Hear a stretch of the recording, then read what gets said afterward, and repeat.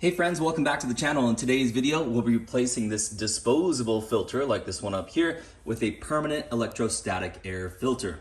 This first one we'll put right into this air return right here. So how do we open this? Well, for this particular one, it has these little screw things here.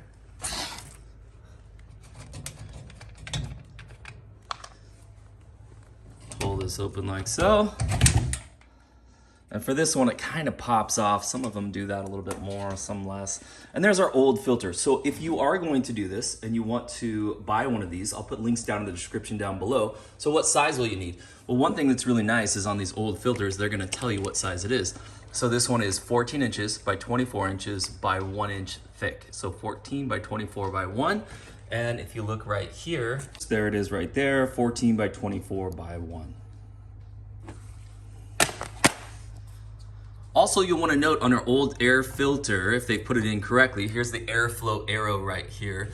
This is an air return, right? So it's pulling the air back into the system. So it's sucking the air in through this tube. So when we install this one, we'll want to make sure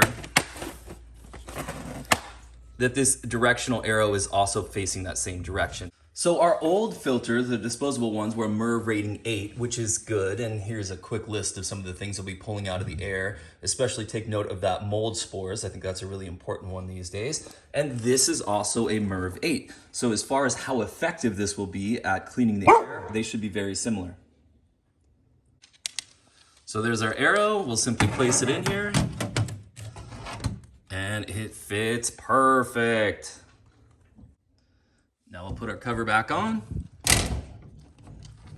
our screws back in,